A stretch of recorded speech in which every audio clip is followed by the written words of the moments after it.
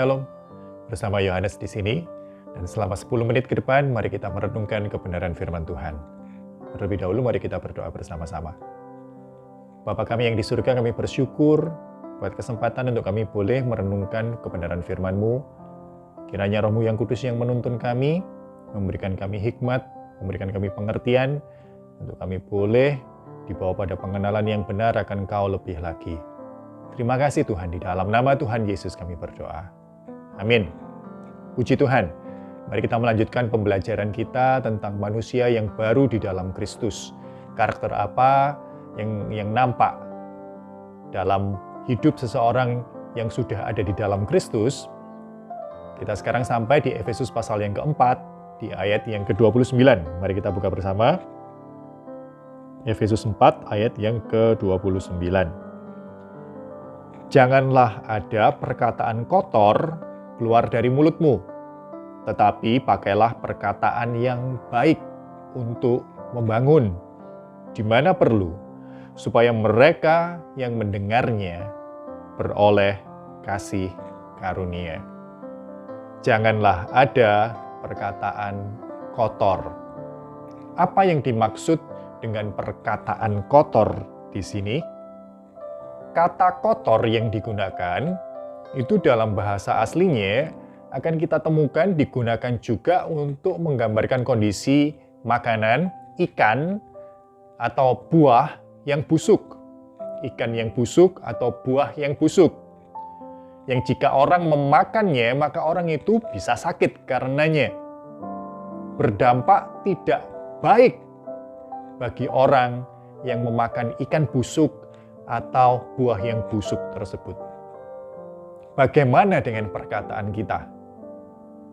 Apakah yang mendengar perkataan kita itu merasakan dampak yang sama seperti orang yang memakan ikan busuk atau seperti memakan buah yang busuk? Apakah perkataan kita ini membawa dampak yang tidak baik bagi orang yang mendengarnya? Kita diingatkan, jangan ada perkataan kotor. Efesus pasal yang kelima, ayat yang ketiga dan keempat membantu kita untuk kita lebih mengerti lagi apa sih yang dimaksud perkataan kotor. Kita baca dalam Efesus pasal 5, ayat 3 dan 4. Tetapi percabulan dan rupa-rupa kecemaran atau keserakahan disebut saja jangan, disebut saja pun jangan di antara kamu, sebagaimana sepatutnya bagi orang-orang kudus. Demikian juga perkataan yang kotor, yang kosong, atau yang sembrono. Karena hal-hal ini tidak pantas, tetapi sebaliknya ucapkanlah syukur.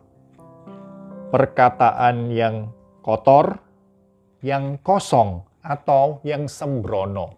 Yang kosong, yang nggak ada nilainya. Yang sembrono, yang serampangan, yang tanpa dipikir, diucapkan begitu saja. Ini mengingatkan kita bahwa kita harus sangat berhati-hati dengan perkataan kita. Seringkali tanpa kita merasa sekalipun, kita merasa saya hanya bercanda, dan kata sembrono itu dalam bahasa Inggris diterjemahkan sebagian sebagai gurauan, guyonan. Kita merasa kita tidak bermaksud menyakiti hati seseorang. Tapi kita dengan nggak sadar, guyonan kita saat kita menyebut dia atau mengejek fisiknya atau apa, kita bermaksud bercanda saja. Tapi orang tersebut bisa jadi sakit hati dan itu menjadi dampak yang tidak baik bagi yang mendengarnya. Dan di sana dikatakan jangan ada perkataan seperti itu, tidak pantas. Bagi orang yang di dalam Kristus sudah seharusnya nggak ada perkataan-perkataan seperti itu. Jadi entah kita sengaja memang dengan didasari kebencian dan kemudian kita berkata-kata yang buruk dengan maksud yang buruk supaya orang yang mendengar itu mendapatkan dampak yang tidak baik dari ucapan kita, atau kita nggak bermaksud buruk, kita bercanda saja, kita sembrono dengan perkataan kita dan orang yang mendengarnya tetap mendapatkan dampak yang tidak baik. Firman Tuhan kesempatan kali ini mengingatkan kita jangan ada lagi perkataan kotor seperti itu. Kita lanjutkan. Janganlah ada perkataan kotor keluar dari mulutmu, Kenapa kita perlu menjaga mulut kita? Karena mulut kita ini adalah pintu gerbang. Ini pintu exit. Ini pintu gerbang antara hati kita dengan dunia luar, dengan orang-orang di depan kita, dengan orang-orang di sekitar kita. Karena apa yang keluar dari mulut kita itu adalah cerminan isi hati kita. Apa yang keluar dari mulut kita itu adalah cerminan siapa kita sebenarnya. Dan firman Tuhan dalam Lukas pasal 6 ayat 45 berkata demikian. Orang yang baik mengeluarkan barang yang baik dari perbendaharaan hatinya yang baik. Dan orang yang jahat mengeluarkan barang yang jahat dari perbendaharaannya yang jahat. Karena yang diucapkan mulutnya meluap dari hatinya. Kenapa kita perlu menjaga mulut kita? Karena apa yang kita ucapkan itu cerminan siapa kita. Apakah kita baik? Maka sepantasnya lah ucapan-ucapan yang baik itu yang keluar dari mulut kita. Amsal 13 ayat 3 berkata, siapa menjaga mulutnya memelihara nyawanya, siapa yang lebar bibir akan ditimpa kebinasaan. Mari kita menjaga mulut kita. Lanjut. Janganlah ada perkataan kotor keluar dari mulutmu, tetapi pakailah perkataan yang baik untuk membangun. Tetapi pakailah perkataan yang baik untuk membangun. Kata tetapi di sini membandingkan antara dua hal ya.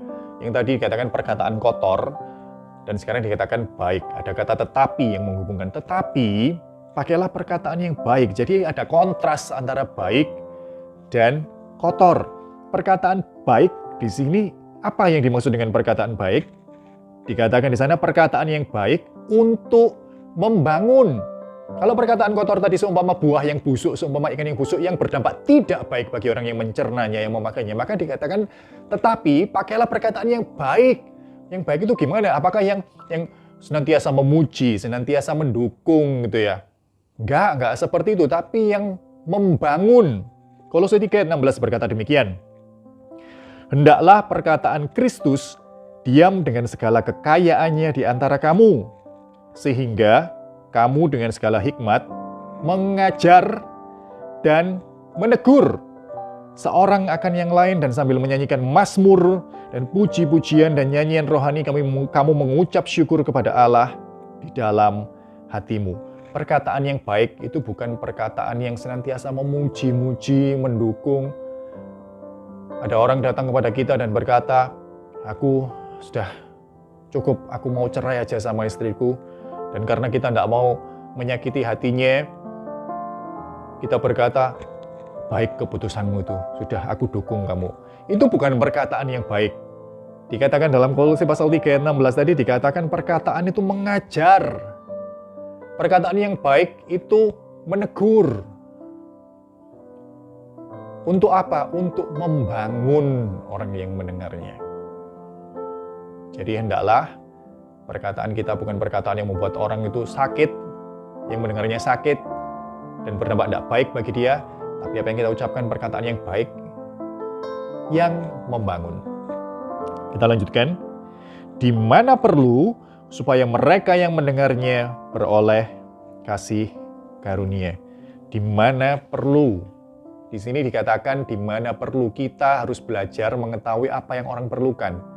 Jadi dalam satu ayat ini kita diingatkan bahwa ini bukan tentang kita berkata-kata saja, tapi tentang kita mendengar. Bagaimana kita tahu keperluan orang lain? Ya kita mendengar mereka berkata kepada kita.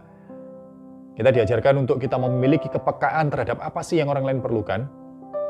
Dan kenyataannya di dunia ini saat ini orang-orang memerlukan perkataan yang baik. Kita sudah jenuh. Kita tinggal di zaman di mana kalau kita buka media sosial, kita baca komentar-komentar di sana, orang bicara seenaknya saja, seperti itu nggak dibaca oleh orang lain, dan orang yang baca nggak bisa sakit hati gitu ya. Mereka bicara seenaknya, dan di sini kita diingatkan peran kita, ayo jangan seperti dunia, perkatakan yang baik, jangan perkatakan yang kotor, perkatakan yang baik untuk membangun. Supaya mereka yang mendengarnya beroleh kasih karunia, supaya lewat perkataan kita, nama Tuhan dipermuliakan.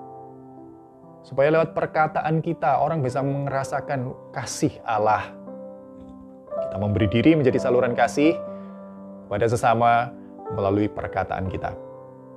Mari kita berdoa bersama-sama. Terima kasih Tuhan, kami bersyukur buat kesempatan kami masih bisa merenungkan firman-Mu. Kesempatan ini kami diingatkan untuk menjaga perkataan kami.